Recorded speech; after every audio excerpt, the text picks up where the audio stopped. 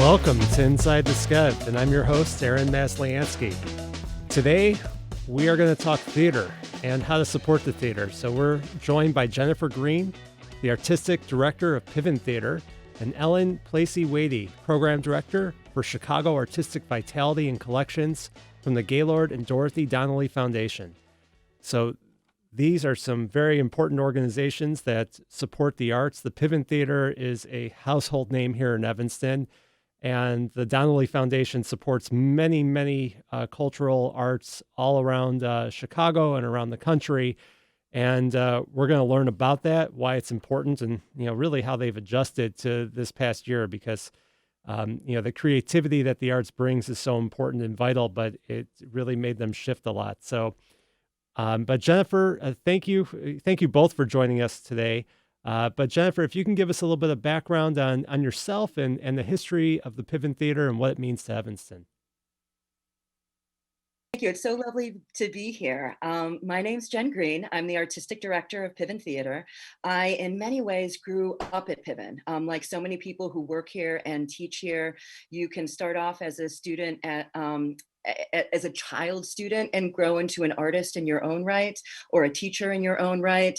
But Piven is celebrating its 50th anniversary in Evanston, which is an incredible milestone and an incredible commitment to the Evanston community. For those who are new to us, we are a producing theater as well as a training center, teaching theater games and story theater to kids, adults, emerging artists, professional artists, people who just want to understand a little bit more what they can do as a creative person in their own lives. So it's very open to someone who's never taken a class before. It was founded by Bern and Joyce Piven, and they started teaching one class, and that has just grown and grown and grown. So now we offer year-round programming. We serve about 1,000 students every year with a big commitment to the community. Last year, before the pandemic, we were able to give about $50,000 worth of scholarships to make sure that we are a program that can be open to everyone. Wow. So it's very, very inclusive. And I mean, you've had some really quite amazing people come through the different programs that you've done. Can you tell us, who are some of the alumni that have gone through the doors? I think people who might be household names would be Joan Cusack and John Cusack. They were in the very first Piven class, neighbors of our founders, Joyce and Bern. But people like Aidan Quinn, Lily Taylor, people like gosh, there's so many. I mean, Lisi is back on television, just doing incredible work on the Roseanne show. Mm-hmm. She's someone who was with us as a young child and has really grown into her own as an adult performer.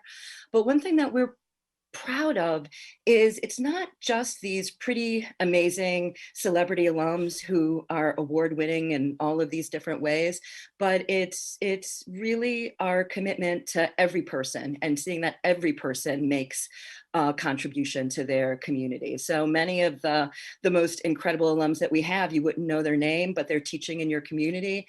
They might be at your kid's school. They might be, I mean, we have a lot of people who are really interested in social justice and activism, all from the kinds of storytelling classes that they learned as kids at Piven. So you can take Piven into any area, into any career, and we're really proud of that. Oh, for sure. And of course, you have Jeremy Piven, who came through here Yes. too. Oh my goodness. You got the Yes. Piven. Yes. And I love Jeff Garland too. Yeah, Jeremy Piven, just an incredible person, grew up at his work at the workshop. And also his sister Shira is an incredible director, writer, filmmaker, and also doing really wonderful work. Yeah. No, but I think it's so important that, like you said, it's not just the celebrities that came through here, but I think that speaks to the quality of what it can teach you. And, certainly you have to have talent to be successful in this industry. But I think, you bring out that creativity and that training. So it's very, very cool. How long have you been involved with the theater? I have been involved with the theater off and on for 20 years. I was a kid taking classes. I cut my teeth and directed my first professional show at Piven.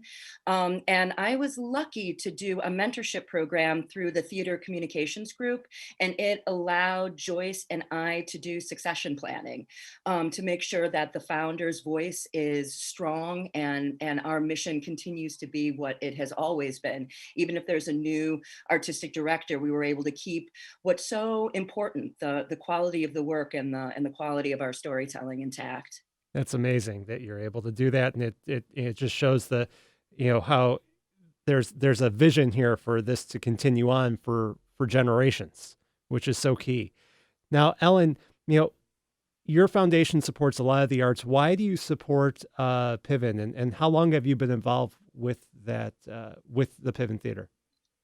Well, Piven Theater is one of our longest standing organizations that we've supported. I think it's probably 13 or 14 years. It's a long time. The focus for our work with arts organizations is we're really interested in the small organizations where people kind of come up. But also they're important because they're the places for artists who want to stay in Chicago and Evanston, want to continue to practice their work. We don't always like losing our talent to the coasts. We like them to stay around here if we can keep them. And these are the places where artists of any age can continue to grow, can continue to stretch themselves and express themselves. And so for us, we really focus on those smaller organizations. The other big part of it is most of them are deeply engaged in their communities, deeply engaged in their neighborhoods. It's, they're part of the fabric of what makes a community great.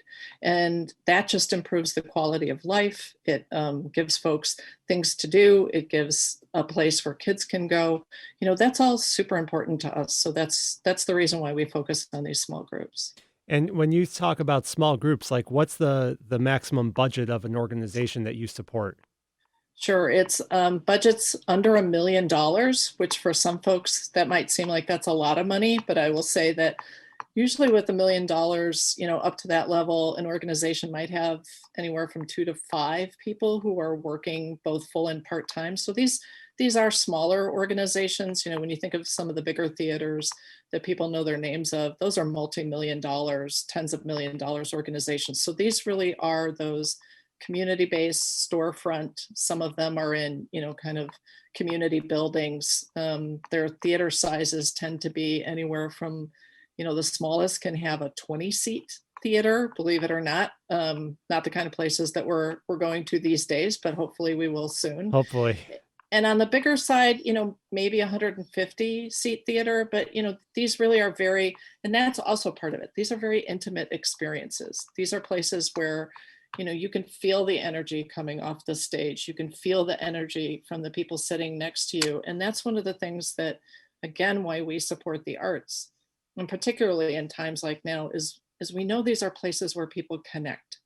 And those connections can be from people who might never see each other otherwise, might have completely different viewpoints of the world. But the arts is a way to bring people together and have an experience together and remind us that we really are connected to each other. And that's really important. It's key. I think that there's going to be some reacclimation, I would say, of people going around each other at a certain point over the course of this year. And the arts, I think, are going to be vital to just being able to allow people to express themselves. And like you said, like be in the same room together and kind of socialize in many ways. Ellen, what are some of the other notable theaters that you guys support throughout the Chicagoland area that people would recognize? Sure. Wow, we have a bunch of them. So I would say Rivendell Theater, Steep Theater. I'm thinking of ones that are kind of closer to the north side and on the Evanston. We do Chicago metro area, so Congo Square Theater on the south side.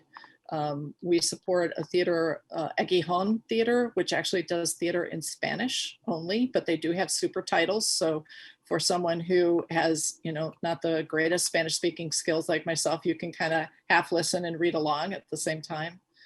About Face Theater, at this point, I think we're up to 50 or 60 organizations that are theaters. So pretty much any storefront theater that you could think of.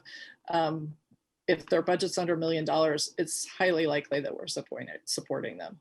And are you in continuing to increase how many places you support? I mean, how do people, ask for help if they have an organization like Piven? Sure. So we're a general operating funder, and we have an open door policy, which means you just go to our website, gddf.org, and on there's a link to an application. One of the things that we do ask is that, and it's been a little tricky this last year, is we want to come and see a performance. And the reason for that is we're a partner with our organizations. We stick with folks for a period of time, usually a very long period of time. Often it isn't until they graduate over $1 million for those theaters, we're with them. So for us, it's really important not only to see the work, but to see the organization in context of their community. We want to see who's coming, how they're engaging with those folks. Again, it's important to us that we understand art as being part of a community network, and we want to see both what's going on stage, but also what's happening around it. That's key, that you want to make sure that what you're doing, you're putting your money into, supports the mission of the founders of your organization, I would assume. Absolutely. I mean, Gaylord and Dorothy were huge supporters of the arts. Really, with any family foundation, usually when you see what they support. Reading, writing, and math are a struggle for a lot of young students. At BrainLinks, we know those skills are what paves the way to independence and success. Our specialists will help your child develop the habits they need to make sure they strive, not only in class, but out in the world in general. And of course, for everyone's safety, our lessons are done completely online. For more info on our team members and to schedule your initial consultation, visit brainlinksacademics.com. That's brainlinksacademics.com.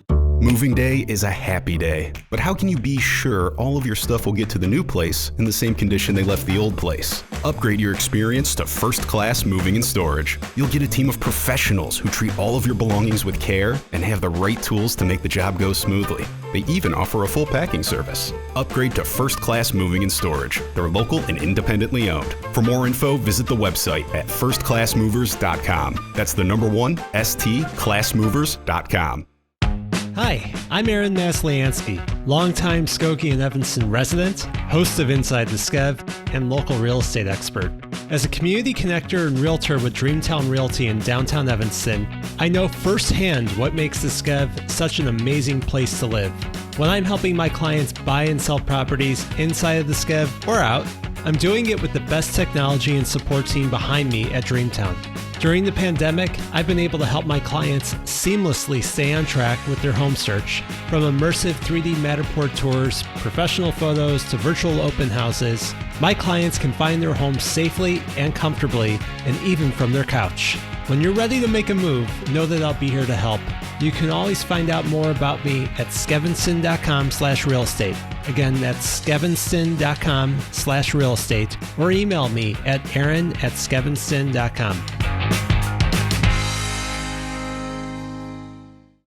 Mortgage rates have reached record lows recently. If you see homeownership in your future, the future is now. Think of Beth Lewis at Cross Country Mortgage as your personal mortgage shopper. She'll sort through racks and racks of home financing options until she finds exactly the right style and fit for you. She'll get you pre-approved to give you an advantage over other buyers, and she'll close your loan quickly with a highly efficient process driven by advanced mortgage technology. So far in 2020, Beth has come through for over 680 individuals and families who needed home financing. Beth will be here for you too, because helping people get mortgages is what she does best. Visit BethLewisTeam.com to get started. That's BethLewisTeam.com, or call 847-274-9745. That's 847-274-9745.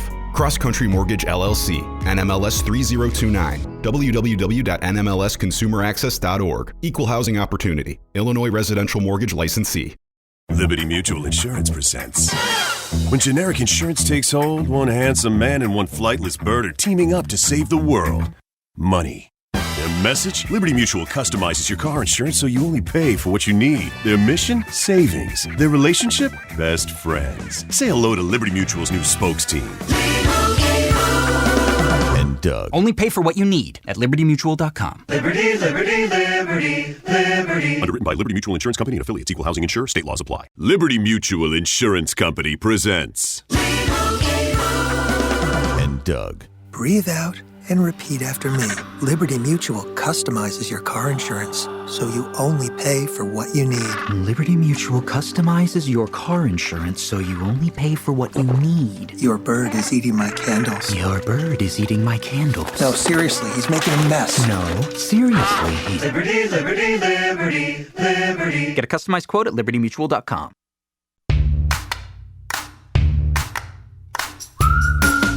Welcome back, everyone. It's Inside the Skev. We are talking with Jen Green, the artistic director of Piven Theater here in Evanston, and Placey Wadey, the program director for Chicago Artistic Vitality and Collections from the Gaylord and Dorothy Donnelley Foundation. So we've talked a little bit about the history and of the Piven Theater and how the foundation supports them and other theaters around the Chicagoland area. But Ellen, you were talking a little bit about the mission of the founders of the foundation. They don't just do the arts, they support other things as well, right? Yeah, we also support land conservation and collections, and we fund here in Chicago and in the Lowcountry of South Carolina. So again, family foundations often reflect the values of the family. And for the Donnelly family, they believe these three particular areas are essential to our understanding of ourselves as humans, and for a quality of life. So that's why they have really invested in this. And they fund in the Lowcountry as well, because that's been a long-standing landscape. The family has had a home down there since the 60s, as well as being from here in Chicago. So they live in both places and they go back and forth? Or the family? The family, now we're into third generation from Gaylord. So, they're kind of all over the country at this point with definite roots here in Chicago. And then we also have non-family board members on our board. So we do have other folks from Chicago that are on our board helping make decisions. Got it. Now, Jen, I want to talk a little bit more about the theater and, what you guys do. And I know you talked, it's education, you're putting on performances, you interact with a lot of people throughout society. So tell us a little bit more about that. Well, what we started doing is looking at how we can start community conversations. So we started deciding on a theme for the year.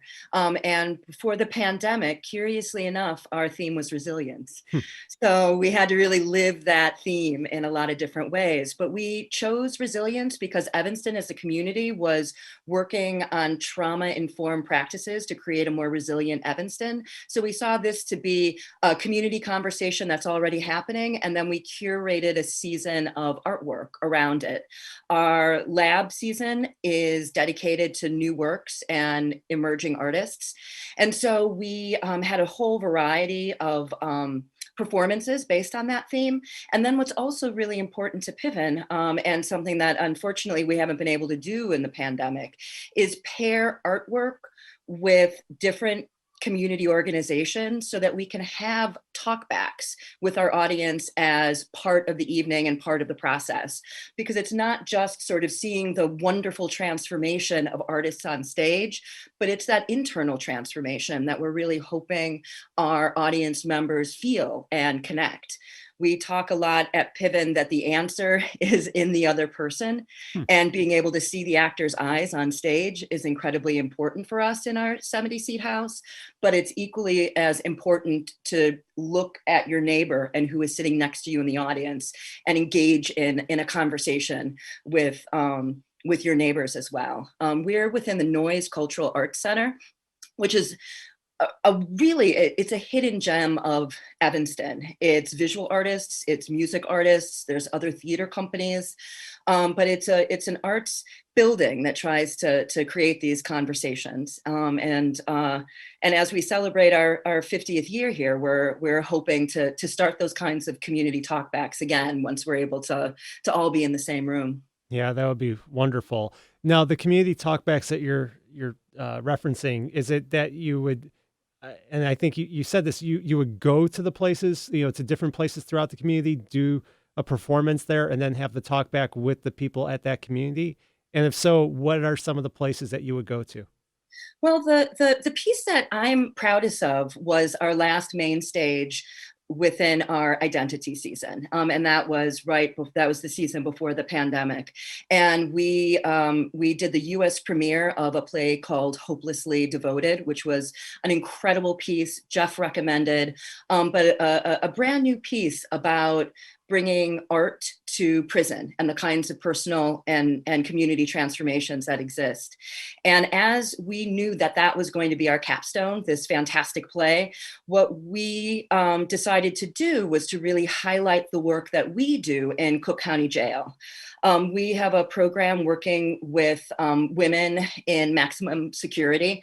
And before the pandemic, we would be doing weekly classes and then curating those classes into open performances for other women who live on the tier, as well as visiting guests as well. And what we were able to do was to bring this really beautiful play there. So it was something that was on our stage in Evanston, and we brought that to the rec room at Cook County Jail. And it was really meaningful to see, to have the students in our Cook County class interact, play games, take a class with these professional artists, as well as see the quality of their work before them. And it created just, wow, incredibly moving conversations about art, about family, about isolation, and about who we are as we wait.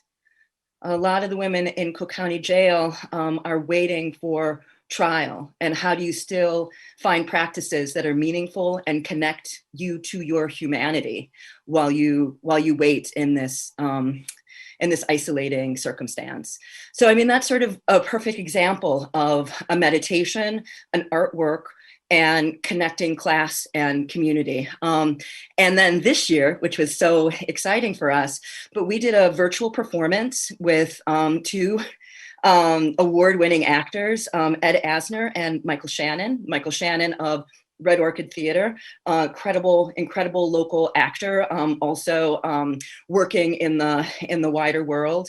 And it was a 3-person play. The third person was the first professional opportunity for one of the graduates from our jail program. Wow. So it was a way for us to really live our work and create those bridges of expression and freedom for our participants. I imagine that must have been life-changing for both the people in the jail and the people, that from Piven, to go through that and talk about that and have those types of big discussions. I'd like to ask you more about the Ed Asner as well, but we're going to have a short break. When we do come back, we're going to talk more about that, how you've adjusted for the pandemic, and talk about the virtual and how you think that's going to continue on as time goes on. And stick around. We'll be right back.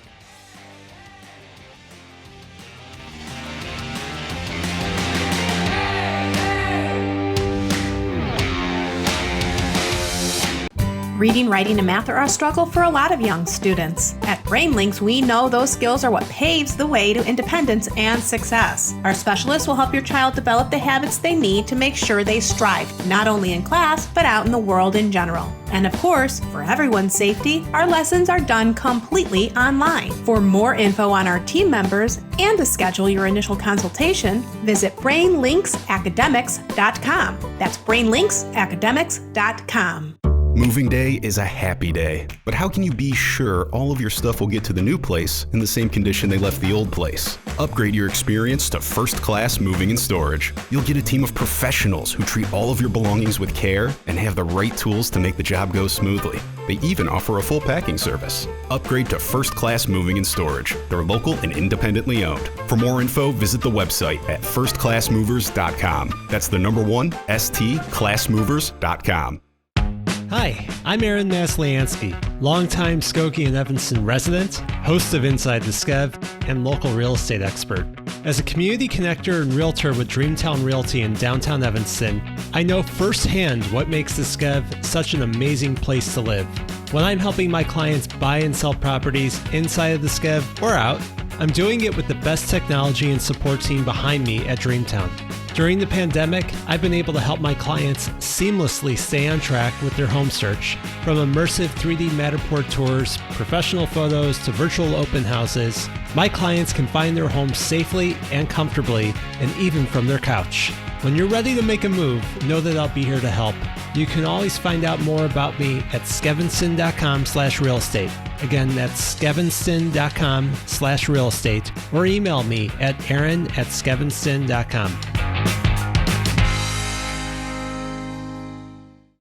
Mortgage rates have reached record lows recently. If you see homeownership in your future, the future is now. Think of Beth Lewis at Cross Country Mortgage as your personal mortgage shopper. She'll sort through racks and racks of home financing options until she finds exactly the right style and fit for you. She'll get you pre-approved to give you an advantage over other buyers, and she'll close your loan quickly with a highly efficient process driven by advanced mortgage technology. So far in 2020, Beth has come through for over 680 individuals and families who needed home financing. Beth will be here for you too, because helping people get mortgages is what she does best. Visit BethLewisTeam.com to get started. That's BethLewisTeam.com, or call 847-274-9745. That's 847-274-9745. Cross Country Mortgage LLC, NMLS 3029, www.nmlsconsumeraccess.org. Equal housing opportunity. Illinois Residential Mortgage Licensee. Here is today's top automotive tech story. I'm Nick Miles. The next level of sophisticated luxury is here with the introduction of the GS6 series from Karma Automotive. While it will retain the same exotic design of the award-winning Rivero GT, it will be offered at a more attainable price point for drivers who want the environmental benefits of the electric vehicle without sacrificing design or performance. The standard MSRP is $83,900. For more automotive tech news, go to testmiles.com. These may be uncertain times, but what is certain is that every family needs a reliable thermometer. Protect your family with the Exergen Temporal Scanner, the only home thermometer used and recommended by hospitals, physicians, and clinics. Stay safe with Exergen. Are you tired of every radio station just sounding the same? On the Smart Talk Radio Network, we give you that alternative you've always wanted. No topics are out of bounds. No agendas being pushed. It really is that revolutionary. Listen for yourself at smarttalkradionetwork.com.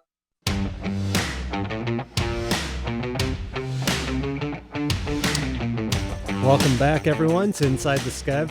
Speaking here with Jennifer Green from Piven Theatre and Ellen Placey Wadey from the Gaylord and Dorothy Donnelly Foundation. And before we went to break, we were talking a little bit about some of the programming that's been going on at the Piven Theatre over the past year. And one of the programs that you're doing has been with Ed Asner. And I was mentioning in the break to Jen that a good friend of mine has a podcast called The Religion of Human Nature with Jeremy Fine, and he's going to be having an episode with Ed Asner on pretty soon. So check that out. But if you want to tell us a little bit about that, how did that all work?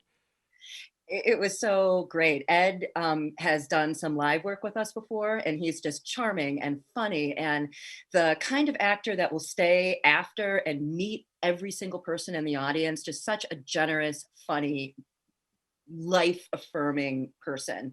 And then when we switched to virtual, all of us were juggling and trying to figure out how can we still offer our programming in this brand new form, and sort of flying an airplane as you're building it, right? Yeah, for sure. He had a piece that was sort of perfect, a three-hander, political piece in which he played God, right? So, a perfect way to sort of use the Zoom bomb for God. And we did a really lovely evening that benefited the theater. And we were so generous. Everyone was so generous with their time. And it turned out to be funny and lovely and a great use of Zoom, right? There's something that's really intimate about Zoom and being able to be in the close-up. And that piece translated to Zoom so beautifully. Well, though I can't wait to be in the same room with Ed again. He is funny and lovely, such a great person. Well, maybe soon. But I hear you with the intimacy, because when you're on Zoom and somebody's sitting on your counter, it brings it home literally. But there is something to be said for being in person. But how do you envision these types of virtual things as we potentially go back to a more quote unquote normal lifestyle? Well, I mean, we can't wait to have people in our space again, where people are able to see each other and be able, I mean, we get this beautiful close up, but our bodies communicate so much, and live theater is so much about being in the same place at the same time and transforming through story. And so we can't wait for that to happen. But we learned a lot of really important lessons from Zoom about finding ways that we can reach more people, finding people who live out of state but want to connect and tell stories and take theater classes together. And I would say the most important lesson that we learned, we have a performing group of adults who identify as neurodiverse. And what we did was we brought the rehearsals into Zoom, we brought the class into Zoom, and we were really afraid that it wasn't going to give the same kind of connection, and it wasn't going to operate as a good delivery system. And what we found from the feedback of our performers was that many people preferred it. Some of our actors who are nonverbal found greater agency using the chat function. Some of our performers that are physically disabled were able to jump in more, to share their voices more. So that's a class that I think will remain hybrid, because there's some people of the group who really want to come to the space, but there's this real diversity of creativity that happened in Zoom that did not happen when we were on site. So when we have successes like that, we really want to reflect and make sure that we're continuing to change and adapt. And as we're improviser, continue to learn from improvisation that we've done during this pandemic to continue to serve important populations. It makes me think about like how we've created these digital selves of us, our own personas, and then we have our real physical in person. But like you're saying, like people who are neurodiverse, where they may have different things that make it more challenging in person. It's like, but you have this different persona, and it might give you more confidence to be able to do so. And I look at my children. I have a 8-year-old and a 10-year-old, and what they've been able to do is play a lot of games like Roblox, for instance, where it's a whole virtual world and you can hang out with people anywhere and you could play all these different games within the space. And there's even performances there. And I think that's a really interesting way of looking at what the world looks like, and how we combine that, how we hybrid it is really the people who are going to figure out how to succeed in this new world. But is that something where you look at, and Ellen too, I mean, do you see that from other organizations that you work with where maybe there's potential in these virtual world spaces? Yeah, I mean, we're hearing this from a lot of the groups that we work with, and not only in theater, the dance community, which I think felt the most challenged when we went to virtual and went to Zoom because it's such a body-based form. They've been able to figure out how to use the digital platforms. We were forced into a situation because of the pandemic, and we didn't have a choice. It was either try to stay connected through your audiences by going digital or go silent. And creatives are not good at being silent, thank goodness, and wanted to stay connected to people. So initially it was just utility, right? Like, this is something we can use to stay in contact with each other, not only with audiences, but with other artists, because that's really important, that creation that happens between creative people.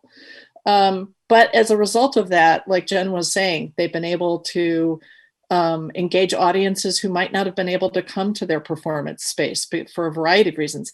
There was one theater's like, we've got people from Scandinavia tuning in. We have no idea how they found us. So I think it's going to be, instead of an either or, I think there's now this is a new tool. This is a new thing that can be part of the repertoire. And I think not only we'll see, there's nothing like live performance. There's no way to replicate that. but how do we use this new digital tool? And then I think we'll see, like, how do these two forms interact with each other? I think we'll see more digital in theater spaces, and I think we'll see a lot more creativity on the digital platforms. One thing too that I think, everyone talks about equity and making things fair for people. And, maybe with the schools that you have, it may be hard for people to take their kids from one place to another, to the class, to this, to that. But if you open it up where you still have classes that are available remotely, where you don't need to worry about that, or somebody just lives too far to get somewhere, and maybe they're in a rural part of Illinois, just as an example, but they want to take a class at Piven, it creates more of these kinds of connections, and it makes it more available to everybody. And what we found with our classes, especially for our youngest students, is to start thinking about their homes as site-specific theater places, right? So that it's not, oh, this is in place of a theater. It's, well, let's think about the way that we can use scavenger hunts to create object story lessons, right? There's a way that it gives the student more agency to bring who they are into the space in some ways that was really surprising to us, because there's something very tactile about our work. Physical contact, Sure. Eye contact, and what could we replace that with? And we really sort of looked to creating environments within their own environment, as well as we found that kids really, really loved having whoever was in their house in their theater pieces. So it wound up creating multi-generational theater pieces. It wound up letting kids engage with parents in new ways. So there's something really valuable about what virtual could do that I feel like will give us a future with virtual, because it's still about that human contact. Absolutely. And I think what's a critical thing too is that you talk about like the creativity, how you had to figure out how to do it. And I think that's one of the great reasons for the arts. It gives us the creativity to think outside the box. If everyone just thought, well, it's got to be this way, well, then we'd all pack up and nothing would have gotten done in the past year. But everyone had to figure it out and be creative and improvise. And improvisation, I think, is so key. I mean, do you guys see that, where the people who can improvise are the ones who can lead and come up with those different concepts and new ideas? I think so. And I mean, I think that's why you see businesses and the corporate world bringing improv into their workplaces, so that people can use these techniques for creative ideation and flexible, fluid thinking in the business world. And I know for us, it was a consistent joke with us that we are improvisers, and this should have happened to us years ago. But for us to put all of these kinds of techniques into making something absolutely new. How do we keep our mission, right? But let it be 100% new. And we're really proud of that. I mean, it's been a really strange year for arts organizations. But I've seen the benefits be collaborations between arts organizations that had not happened in the past, collaborations between arts organizations, schools, and community leaders, finding new ways to connect and create. Have you guys connected? Have you guys collaborated with other organizations? Yeah, we have. I mean, one piece that we started working is in organizations that have been in lockdown. How can we serve communities in lockdown? And that could mean a school, that could mean a community center. I mean, one of the reasons why we did the Ed Asner piece was because we thought it would be something that would be portable and really interesting to people who are living in assisted care facilities, and for older Americans who just were unconnected and not being able to see their families depending on where they were living. Well, that is really important. I'm sorry, but we're going to take one more break. When we come back, I want to talk more about where you see the next few months and when we can get back in person and actually be there for a performance together, because I really would like to do that. And so would a lot of us.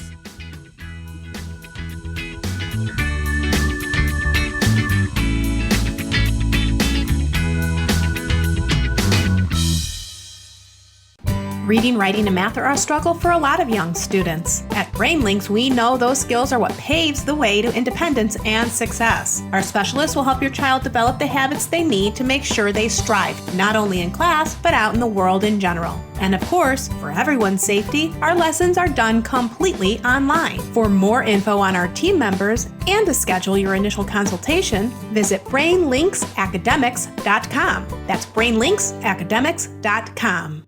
Moving day is a happy day, but how can you be sure all of your stuff will get to the new place in the same condition they left the old place? Upgrade your experience to First Class Moving and Storage. You'll get a team of professionals who treat all of your belongings with care and have the right tools to make the job go smoothly. They even offer a full packing service. Upgrade to First Class Moving and Storage. They're local and independently owned. For more info, visit the website at firstclassmovers.com. That's the number one, stclassmovers.com. Hi, I'm Aaron Masliansky, longtime Skokie and Evanston resident, host of Inside the Skev, and local real estate expert. As a community connector and realtor with Dreamtown Realty in downtown Evanston, I know firsthand what makes the Skev such an amazing place to live. When I'm helping my clients buy and sell properties inside of the Skev or out, I'm doing it with the best technology and support team behind me at Dreamtown. During the pandemic, I've been able to help my clients seamlessly stay on track with their home search. From immersive 3D Matterport tours, professional photos, to virtual open houses, my clients can find their homes safely and comfortably, and even from their couch. When you're ready to make a move, know that I'll be here to help. You can always find out more about me at skevinston.com/real estate. Again, that's skevinston.com/real estate, or email me at aaron@skevinston.com. Mortgage rates have reached record lows recently. If you see homeownership in your future, the future is now. Think of Beth Lewis at Cross Country Mortgage as your personal mortgage shopper. She'll sort through racks and racks of home financing options until she finds exactly the right style and fit for you. She'll get you pre-approved to give you an advantage over other buyers, and she'll close your loan quickly with a highly efficient process driven by advanced mortgage technology. So far in 2020, Beth has come through for over 680 individuals and families who needed home financing. Beth will be here for you too, because helping people get mortgages is what she does best. Visit BethLewisTeam.com to get started. That's BethLewisTeam.com. Or call 847-274-9745. That's 847-274-9745. Cross Country Mortgage LLC, NMLS 3029, www.nmlsconsumeraccess.org. Equal housing opportunity. Illinois Residential Mortgage Licensee. Harrison's Reality Check. Now there's an easy way to monitor for coronavirus at home in a moment. Corona Alert. Did you know it was the CDC, not the President or Congress, that extended last year's eviction moratorium for renters? Last year's government felt less inclined to protect the country's vulnerable renters, so the CDC stepped in and created the extension to stop millions of newly unemployed evicted tenants from becoming homeless virus spreaders. Harrison's Reality Check. GoHarrison.com. Fever is a leading symptom of the coronavirus, so take your temperature twice a day with the Exergen Temporal Scanner. It's quick and easy to use, and its accuracy is backed by more than 80 clinical studies. Have your family start and end their day with the only home thermometer used and recommended by hospitals, doctors, and nurses. Your family can take their temperatures in seconds to know where they stand in the fight against COVID-19. Protect your family from the spread of this deadly disease, and stay safe with Exergen.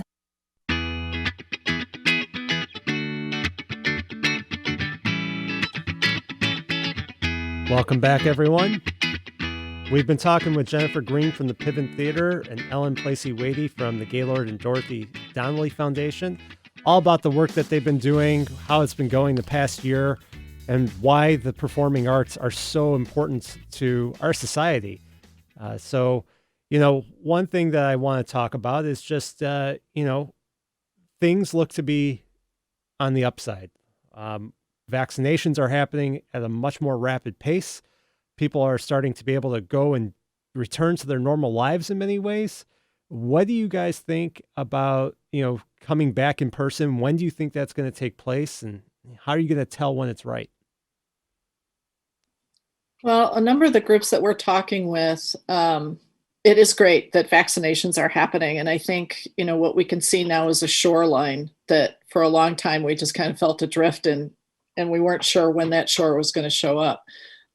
One thing that is kind of seasonal about Chicago anyways is usually in the summertime, if there are performances, they tend to be outside, and it's a little lighter schedule because on a normal year, we want to be outside because it's the best time to live in this part of the country. Yeah. But, thinking about this year, even more so, like, I think when people are like, I can be outside and be with other people, that's exactly what I'm going to do. So the timeline that I'm hearing mostly is that organizations are looking to kind of go back to their regular schedules in the fall, but also keeping in mind that all of the organizations are being so incredibly responsible and really making sure, like, they're watching out for their audience's safety as much as those people who are thinking about going to performances are doing it. So, there's still some things to unfold, but again, I think we see a shoreline now, and it's just a matter of how long before we can get there. Yes. Yeah, it sounds good. It sounds positive. Jen, what are you thinking for Piven? Well, Piven, all of our classes have been 100% virtual. So the summer is a transition for us to have our classes back on site. So we are going to create those opportunities for social, emotional learning and engagement on site. And then as we move into the fall, look at what best practices are going to be, because health and safety is our number one priority for audience members, for our performers, for our stage managers, for our teachers, and see what we can do. I mean, for many of us with smaller theaters, we have a 70-seat house. Social distancing is nearly impossible. So we have to make sure that when we put on that first show, we are able to have the kind of audience who can feel safe, as well as the numbers for us to be able to afford to do theater. The thing about theater is it is an expensive, ephemeral form. And it only exists when an audience is really in front of it. So we've got to make some really smart choices. But we have decided that our next theme, since we went into the pandemic with the theme of resilience and have been trying to live that truth, we're hoping that as we move out of it, our theme is going to be transformation, because that's what we're hoping for everyone on a personal level, on a social level, on a political level, is to find those transformations for what's next. Yeah. I mean, to talk about what's next, I mean, do you think that your theater is going to change a lot, let's say in the next 5 years, or by taking these things that you've learned? I hope so. I hope every single thing that we've gone through allows our organization and all organizations to find the strength and resilience to create new programming, to tell new stories, and to keep the arts central, which is so important. I mean, for a young person, for someone who's going to the theater as an audience member, knowing that every person's voice is important and essential is something that's very unique to theater. We want to make sure that those kinds of interactions and engagement continue. And I think it's one of the things that small organizations really bring to the table. They're so flexible and they're so responsive that they are always engaged in, like, the conversations of the time. They're always interested in what's happening in the world. And so I think we're going to see that reflected clearly for the next few years. And also I think we're going to see, hopefully, joyous performances as well. Everybody's looking for some happy right now. Oh, and yeah. I think that's going to be part of it too. I want some comedy, just some, it's been hard to laugh throughout this year because things are just so serious, and, but something light would be wonderful. I can't watch anything on TV that's too serious. It freaks me out. And I think that's just a reflection of just like people don't want to deal with more anxiety. And I think it'll be nice to have theater to, like, just go and chill out and not think about what's going on in your own life right then. But in terms of, like, the classes and things like that, any age can take it? Our classes are open enrollment. They're open to anyone, child, adult, virtual, on-site, in a community. There's nothing more flexible than theater as an art form. It opens doors for any person, any age. And we make sure that our classes can be underwritten so that families who might not be able to afford a class, and I think a lot of families are hitting some very tough times, making sure that we are able to have classes available for all people. But yeah, you could sign up. Right? I got a class for you.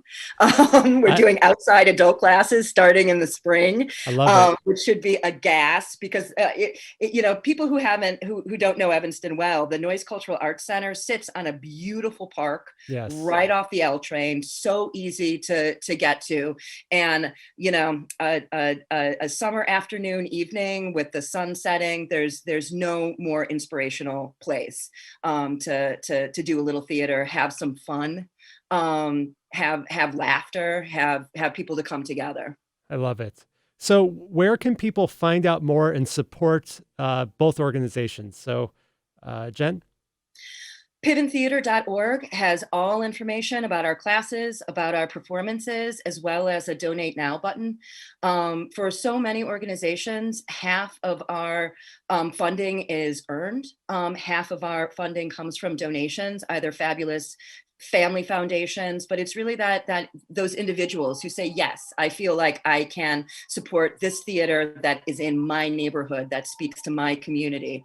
And there's nothing more valuable than people visiting that site, seeing what we do, coming out for what we do, and then finding that way to give back. Because every dollar that we get, and this is true of all small organizations, if you give us a nickel, we'll give a dime back, We put every ounce of effort into doing the best that we can for our community. I love it. People should go support you and your organization. And Ellen, if you could tell us where people can go just in the next few seconds here. Sure. Our website is gddf.org. So if you're a small arts organization, you can learn more about us there. And I would also say we have a list of the organizations that we support on our website. So if you're looking for a place to go and you're trying to figure out what's a good recommendation, I would say check out the list. We've got a lot of good folks on there. Sounds good. Thanks to you both for joining me today. And stick around for the Hannah and Fred show and learn more at skevinston.com. But everyone have a great week. Thank you.